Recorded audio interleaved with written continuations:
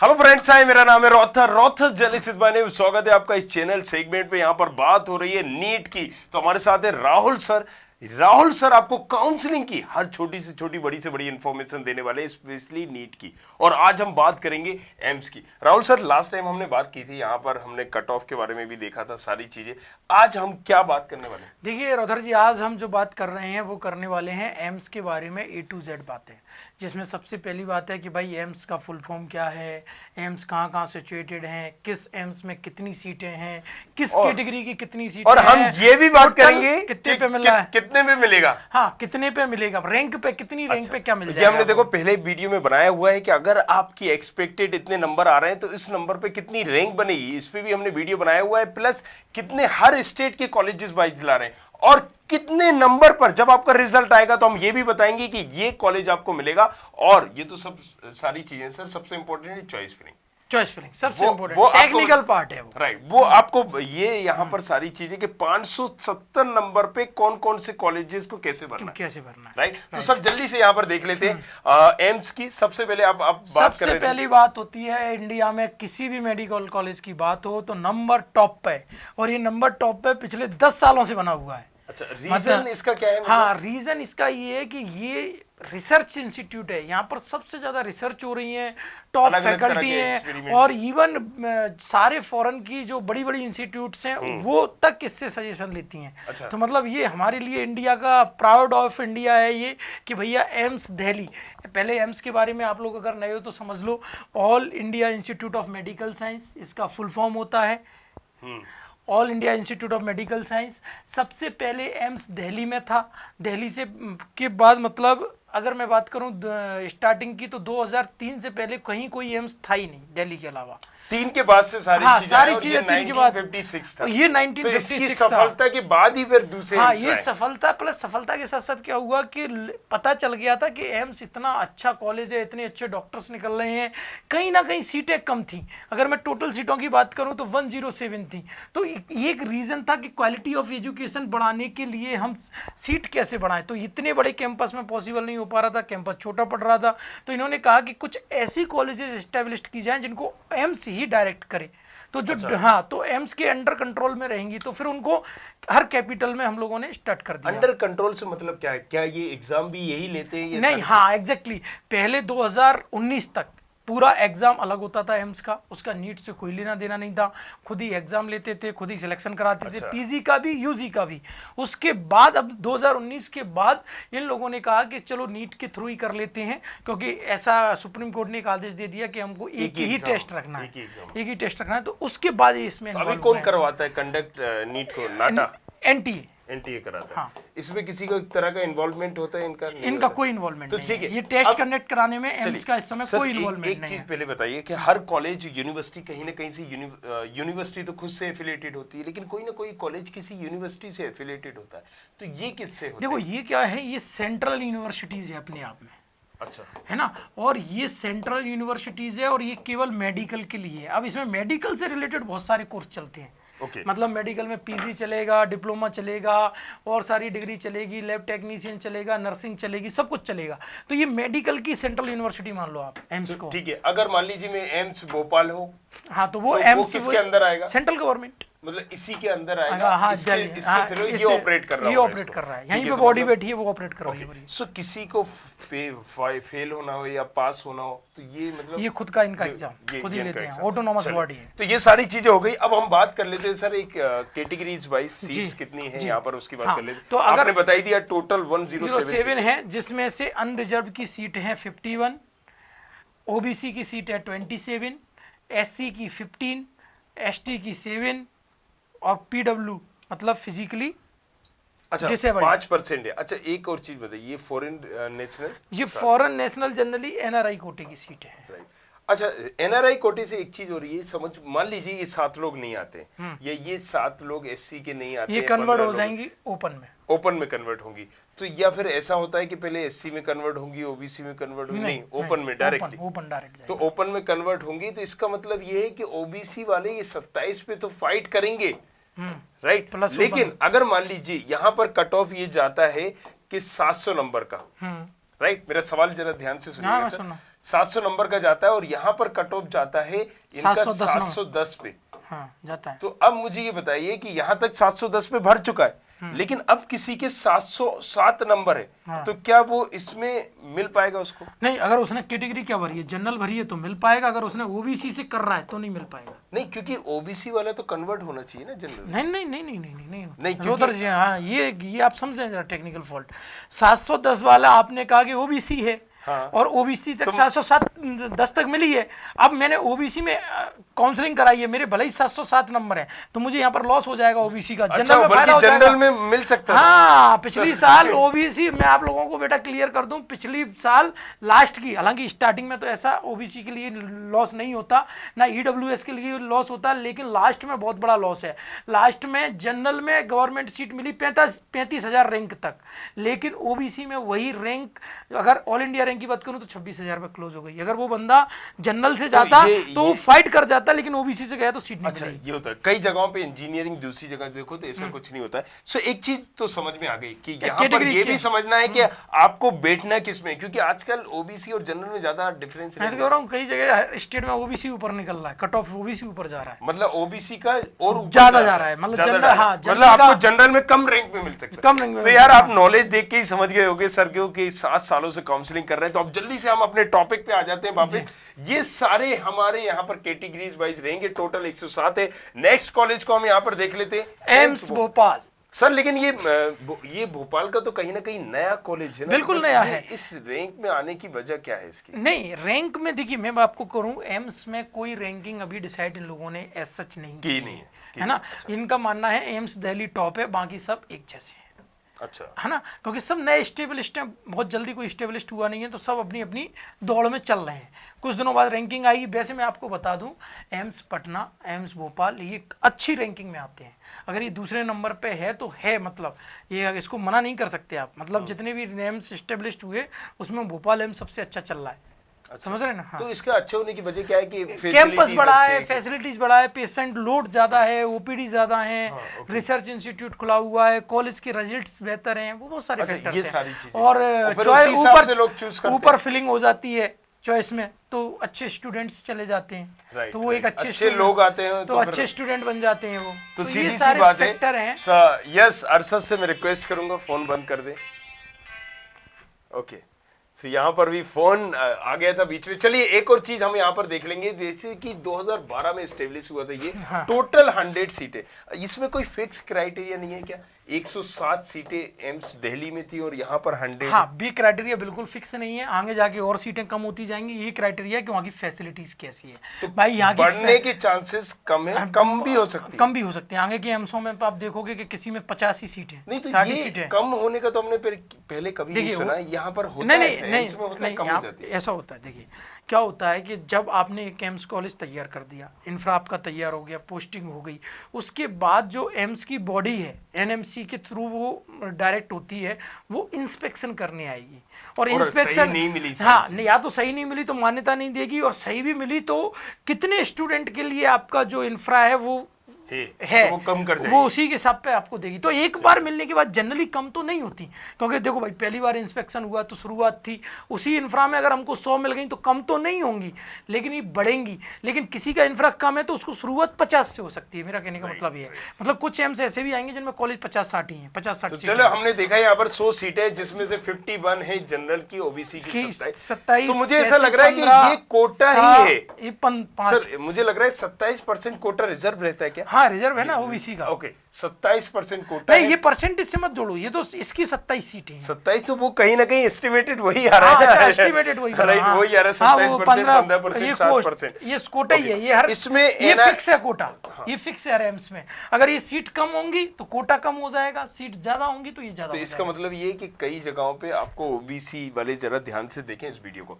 और इसमें वो नहीं है, एनआरआई नहीं है? हाँ, इसमें एनआरआई नहीं है, एनआरआई जनरली दिल्ली एम्स में है। ओके, चलिए नेक्स्ट अगर हम चलते हैं यहाँ पर, तो ये देखते हैं, ये भी 12 में खुला था, भुवनेश्वर उड़ीसा। ज्यादातर कॉलेज 12 में ही एस्टेब्लिश्ड हुए हैं। इसकी भी 100 सीटें। इनका मैं बता दूं आपको, जो ये आप 12 ईयर देख रहे हैं, ये वो ईयर है जब इनका बैच स्टार्ट हो गया था।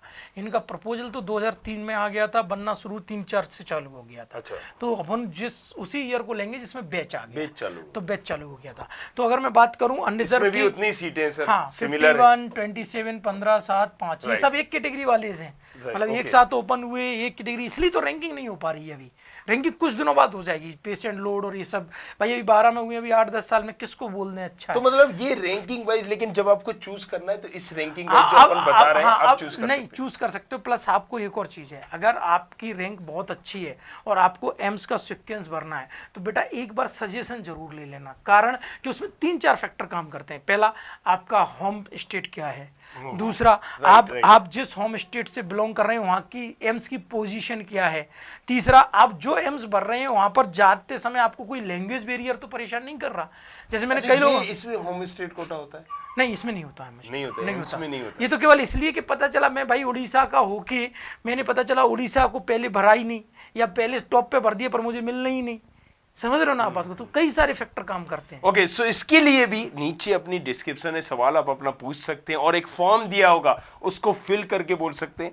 तो राहुल सर तो यहाँ पर आपको गाइड करेंगे और भी जो दूसरे डॉक्टर की टीम है वो भी आपको गाइड कर देगी। तो डिस्क्रिप्शन जरूर चेक करिएगा। नेक्स्ट कॉलेज की अगर हम तरफ चलते हैं, जोधपुर राजस्थान, ये भी उन्हीं के साथ में आया हुआ कॉलेज है जो एक साथ खोले गए।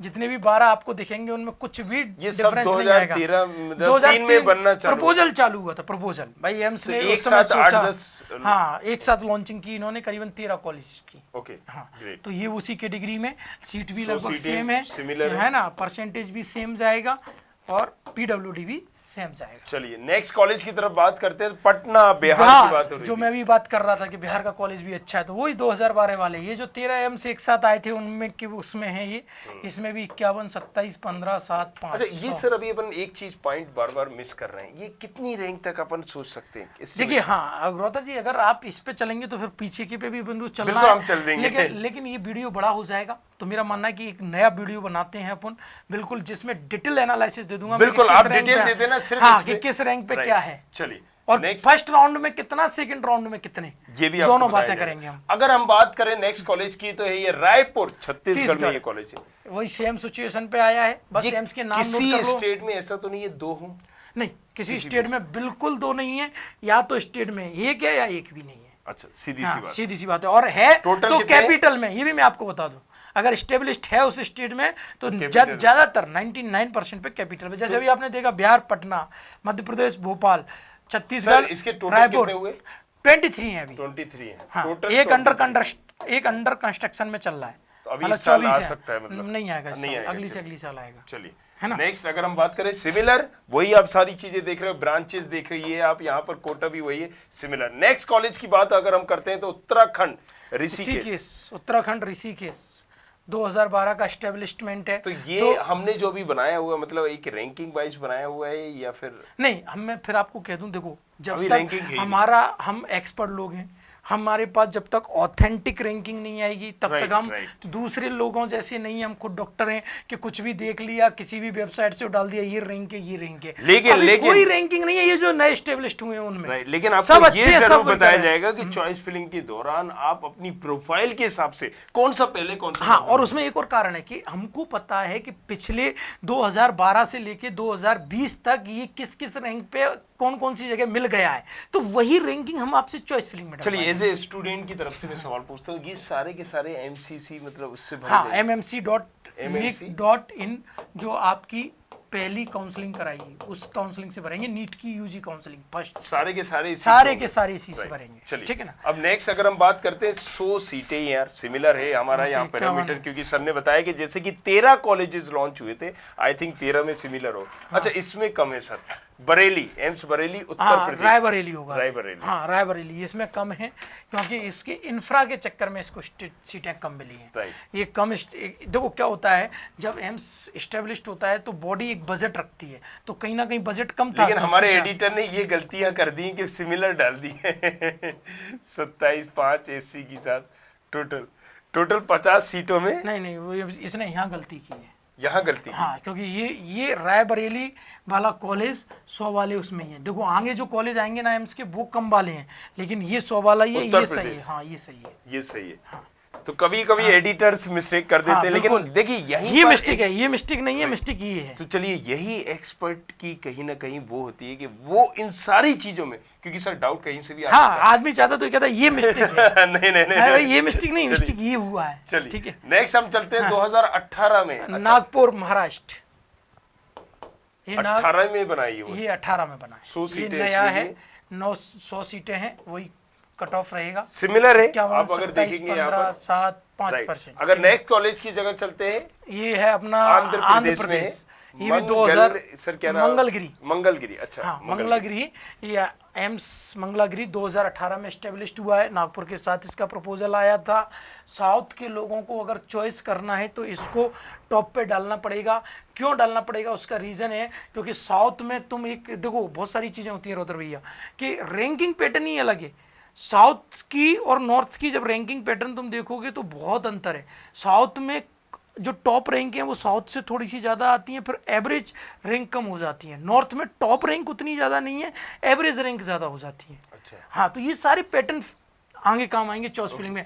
लेकिन ये इतनी जल्दी एक लाइन में बता देने वाली बात नहीं है, कहीं होगी तो ऊपर से निकल गई सर क्या क्या। तो इसको हम डिटेल डिस्क्राइब करेंगे आप लोगों को। जल्दी जल्दी से इसको हम खत्म करते हैं, फिर बात करते हैं एम्स गोरखपुर उत्तर प्रदेश। सर अब ये सही है, गोरखपुर है ना एम्स, हाँ सही है ना। तो ये दो कैसे हो गए उत्तर प्रदेश में? उत्तर प्रदेश में एक राय ये नया होगा, नया प्रपोजल में आया होगा, नया प्रपोजल। तो हाँ, यही मेरे मन में हाँ, एक डाउट था। नया प्रपोजल जनरली है नहीं, एक आध उत्तर प्रदेश इसलिए कि बहुत जल्दी उत्तर प्रदेश अलग होने वाला है। गोरखपुर वाला जो बॉन्ड, वो जो डिवीजन अभी हुआ था उत्तराखंड और उत्तर प्रदेश, अब उत्तराखंड और गोरखपुर वाला पार्ट अलग चला जाएगा। उसको एक पूर्वांचल उत्तर प्रदेश अलग हो रहे हैं। मैं आपको पॉलिटिक्स की जानकारी दे देता हूँ। 2022-23 में पूर्वांचल अलग हो जाएगा उत्तर प्रदेश से अलग होकर। इसमें जरूर बात 50 सीटें, हाँ 50 सीटें हैं, नया सीटें 50, और जब 50 होंगी तो ये अब ठीक हो गया। देखा ना, अगर आप उस समय 50 को कह के इसको गलत कर देते तो क्या हो जाता। लेकिन वही क्राइटेरिया वही है इतना परसेंटेज से। अच्छा, सो यहाँ पर चलिए नेक्स्ट हम चलते हैं यहाँ पर ये तेलंगाना। ये सब मैंने कहा ना आपसे कि ये जो एक साथ जो प्रपोजल आता है ना, उनकी सीटें लगभग एक होती हैं।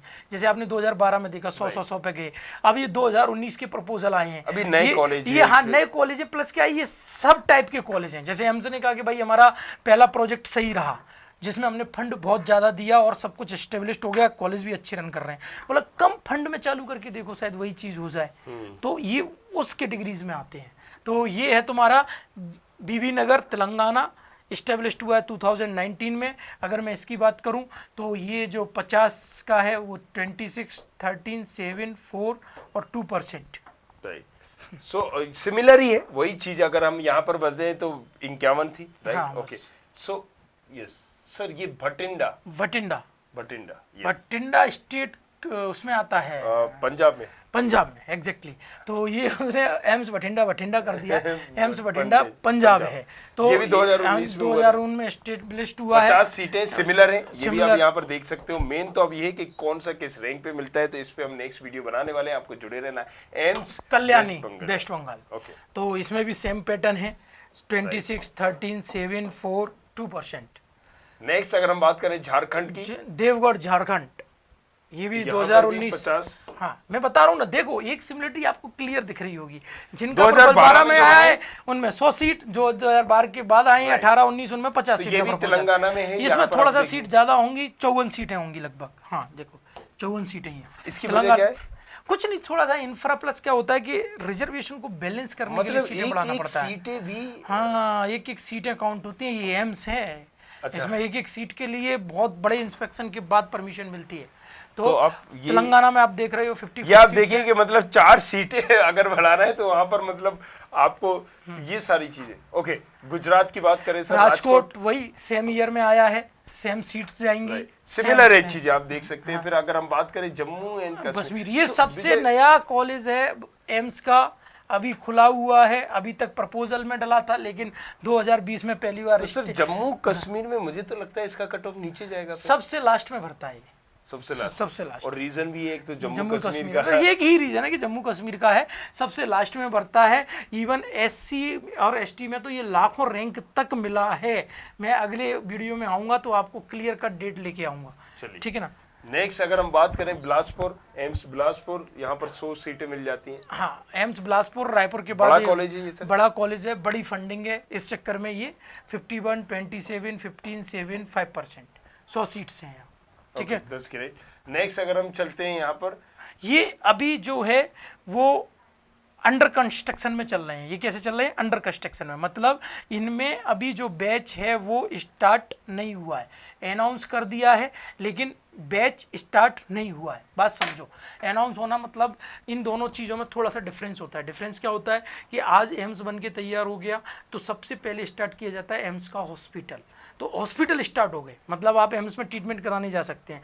हॉस्पिटल अच्छे से रन कर जाए उसके बाद अप्लाई करते हैं एकेडमिक के लिए, एमबीबीएस सीट्स के लिए। तो ये सारे एम्स अभी अंडर कंस्ट्रक्शन में हैं, जैसे मदुरई का हो गया, अवंतीपुरा का हो गया, रेवाड़ी का हो गया, दरभंगा का हो गया। तो यहाँ एडमिशन अभी नहीं, एडमिशन हो ही नहीं रहे हैं। होपफुली 2021 में तो मुझे नहीं लगता कि आ पाएगा, और अगर आ भी जाए तो ये आप लोगों के लिए बहुत अच्छा हो जाएगा। ये पता चलेगा एमसीसी की साइट में जब लिस्ट ऑफ कॉलेजेस आएंगी। लेकिन ये बात मान लेना 2022 में 100% ये एम्स स्टार्ट हो जाएंगे, क्योंकि इनके प्रपोजल डले हुए 6-6, 7-7 साल हो गए। बात करो इससे कोरिलेशन, मैंने तुम्हें बताया था कि जो 12 में स्टार्ट हुए उनका प्रपोजल 3 में डला था, 3 में, राइट। तो ये 15 में प्रपोजल डला है, यानी आएंगे 22 में, मतलब 3 के वाले कब आए? 12 में, 9 साल, तो 8 से 9 साल का टाइम होता है। ये है टेक्निकल पॉइंट। ओके, ये एक्सपर्ट ही समझा सकता है आपको। ये मैं आपको क्लियर कर दूं यहाँ पर। एक चीज तो पहले आपको समझ लो, आपको जब कॉलेजेस भर रहा है, राइट, तो किस रैंक पर कौन सा डालना है, कौन सा नहीं डालना है, और किस कैटेगरी के हिसाब से। बिल्कुल, कैटेगरी बहुत इंपॉर्टेंट है। अभी तुम देखोगे जनरल में मैं लेके आ रहा हूँ, अगला वीडियो इसी का लेके आ रहा हूँ, मेरी डायरी में पूरी रिसर्च है। आप देखोगे कि जनरल में जो एम्स मिला है 13-14 हजार रैंक पे, वही SC ST मिल गया 1.5 लाख रैंक पे, मतलब 1.5 लाख रैंक पे भी एक और बात आप कर रहे थे कि ओबीसी वाला, हाँ, नहीं मिले, कम पे मान लीजिए 14,000 पे ये मिला है तो वो 13,000 पे किलो, 13,000 पे किलो हो गया। और EWS में भी ऐसा ही हुआ है। तो ये सारी रिसर्च मेरी डायरी में तो है। कई बार अगर आप सोच रहे हो कि धीरे-धीरे EWS या ओबीसी है, ये गले की हड्डी है, ये गले की हड्डी है और ये सीट लेने से रोक देगी। यही एक्सपर्ट आपको चाहिए। तो चलिए, एक्सपर्ट की जरूरत यही सर है। एक और चीज जी, अगर मैं ओबीसी में हूँ जी, तो मैं जनरल में तो भर सकता हूँ। एग्जैक्टली, तो आप पहले भर दो ना। हाँ, एट द टाइम ये देखिए, ये भी अपने आप में आपको समझना पड़ेगा। तो आपको भरना किस में, तो मतलब आपकी जरूरत फिर रजिस्ट्रेशन में भी पड़ेगा। हाँ, जो है। सो नीचे डिस्क्रिप्शन दी गई है, वहां पर नंबर भी दिया गया होगा, आप कॉल कर सकते हैं। बट बने रहना है, चुपके रहना है हमारे साथ, और शेयर करना है इस वीडियो को अपने तमाम कलीग दोस्तों के साथ, ताकि डायरेक्टली इनडायरेक्टली उनकी भी मदद हो सके। Thank you very much, thanks a lot.